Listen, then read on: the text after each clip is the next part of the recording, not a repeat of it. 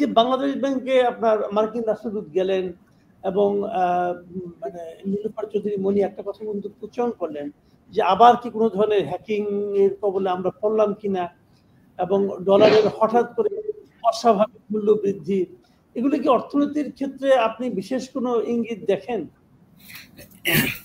আসলে এই প্রসঙ্গটা তুলেছেন, ভালো হয়েছে। একটু বলি এটা যে এর আগে কিন্তু র্যাবের আমরা হেডকোয়ার্টারে কিন্তু মার্কিন মার্কিন যে আমাদের অ্যাম্বাসেডর রয়েছেন তিনি গিয়েছেন, আমরা দেখেছিলাম।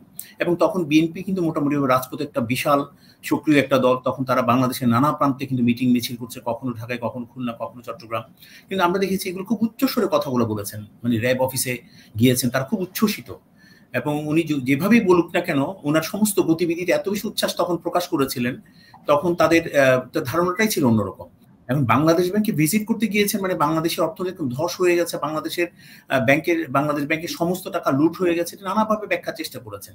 এগুলো তো ধান বানতে অনেকটা শিবের গীত গাওয়ার মতো। তো আসলে কি জানেন, মানে ওই যে আর বারবার বলা হচ্ছে আমরা এই ভয় পাওয়ার যে বিষয় আছে, আমরা অন্ধকারে চিৎকার করা, এগুলো তো কখনোই আওয়ামী লীগ কোনো কাজে মাথা নোয়াবার মতো দল তো আওয়ামী লীগ না, অনেক পোরখাও একটা দল। সেই যদি আমি অতীত ইতিহাস বলতে যে অনেক কথা বলতে হয়, 60-এর দশক থেকে শুরু করে সে আইয়ুব খানের সামরিক জান্তা থেকে শুরু করে জিয়াউর রহমানের সেই সমস্ত বলবো যে দুঃশাসন, সমস্ত কিছুকে আওয়ামী লীগ কিন্তু চ্যালেঞ্জ মোকাবেলা করে এখানে রয়েছে। এবং আমরা তো দেখেছি একটি যে দেশের অ্যাম্বাসেডর বিএনপির মিটিংটা কিভাবে হবে, বিএনপির ব্যানার কিভাবে লাগবে, তারা কোন দিকে যাবে, তাদেরকে কিভাবে মিটিং করতে দেওয়া হবে, এই ধরনের কিন্তু প্রক্রিয়াও কিন্তু আমরা দেখেছিলাম। এবং তারা 28শে অক্টোবর এমন একটা স্বপ্ন দেখেছিলেন, সেই দিবা স্বপ্নের সময় হঠাৎ দেখলাম সন্ধ্যার সময় তারা মার্কিন উপদেষ্টা জো বাইডেনের তথাকথিত এক উপদেষ্টাকেও তারা হাজির করে ফেলেছিলেন। এই যে একটা স্বপ্ন দেখা, অস্বাভাবিক স্বপ্ন, সেই স্বপ্ন বিএনপির কাল হয়ে দাঁড়িয়েছেন। আজকে যেভাবেই ব্যাখ্যা করুন না কেন, শক্তিশালী একটা সরকার বাংলাদেশে আছেন, এবং যেটা টানা বাংলাদেশের ইতিহাসে এই প্রথম কোন সরকার চতুর্থবারের মতো সরকার গঠন করেছে, এবং এটা বঙ্গবন্ধু কন্যা শেখ হাসিনা। এবং আজকে আমি যদি বলি বহির্বিশ্ব তো বাংলাদেশের নানাভাবে ব্যাখ্যা করছে, বাংলাদেশকে নানাভাবে ভূয়সী প্রশংসা করেছেন। এবং যে দেশ নিয়ে আমরা আলোচনা করেছি, আমরা দেখেছি জো বাইডেন সাহেব যে চিঠিটা পাঠিয়েছিলেন সেখানে কি বলেছেন, তাদের যে দ্বিপাক্ষিক সম্পর্ক রয়েছে সেটা তারা আরো এগিয়ে নিয়ে যেতে চান। এবং আমি তো মনে করি এই সম্পর্ককে আরো মজবুত করার জন্য আমেরিকার একটা এজেন্ডা রয়েছে, কারণ বাংলাদেশ আর কোনো ফেলনা দেশ নয়, বাংলাদেশে এখন তুচ্ছ তাচ্ছিল্য করে দেখার মতো। এগুলি বুঝলাম, কিন্তু বাংলাদেশ ব্যাংকে যে আপনার মার্কিন রাষ্ট্রদূত গেলেন, এটা আপনার কাছে কি মনে হয়?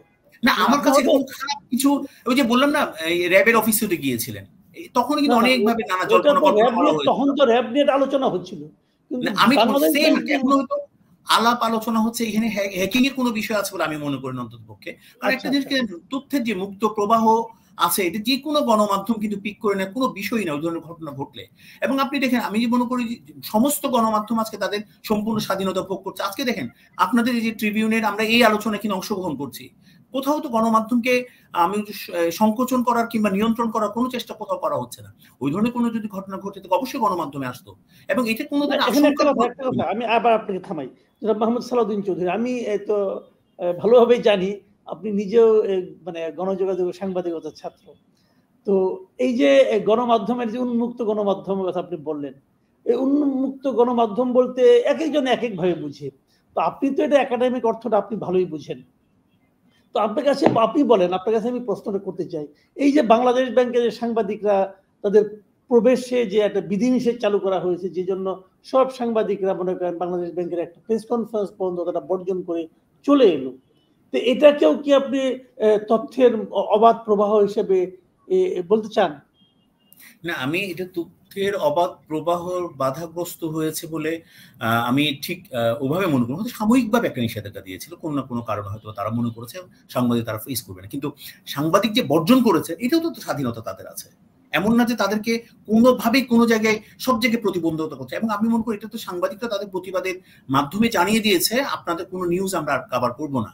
এবং আমি মনে করি এটাও কিন্তু একটা বিশাল, আমি মনে করি আমাদের সাংবাদিক সমাজ অনেক বেশি শক্তিশালী, এবং আমাদের গণমাধ্যমের যারা কাজ করেন তারা অনেক বেশি শক্তিশালী আমি মনে করি। তো যার কারণে দেখেন এখন কিন্তু আর বাধা নিষেধ আছে বলে আমার মনে হয় না, এখন প্রত্যেকটা নিউজ আমরা আবারও আগের মতো পাচ্ছি, হয়তো সাময়িকভাবে কোনো না কোনো কারণ করেছিল। তবে এটা ঠিক আমি বলবো ওই যে আমরা যেগুলো তথ্যের যে অধিকার আমরা সবসময় যে কথাটা বলি, আমাদের বিশেষ করে আপনিও কিন্তু সাংবাদিকতা বিভাগের ছাত্র ছিলেন, ওই অধিকার কিছুটা হলো বাধাগ্রস্ত হয়েছে বলে আমি ব্যক্তিগতভাবে মনে করি এটা। কারণ আমি একজন জার্নালিজম স্টুডেন্টশিপ তো অস্বীকার করার কিছুই নেই, কিন্তু আমি মনে করি পাশাপাশি যদি বলি আমাদের যে সাংবাদিক সমাজ, আমাদের গণমাধ্যম কর্মীরা যে প্রতিবাদটা জানিয়েছেন সেটা অবশ্যই আমি মনে করি তাদের রাইট আছে এবং তারা সেটা অধিকারটা আদায় করে নিয়েছেন।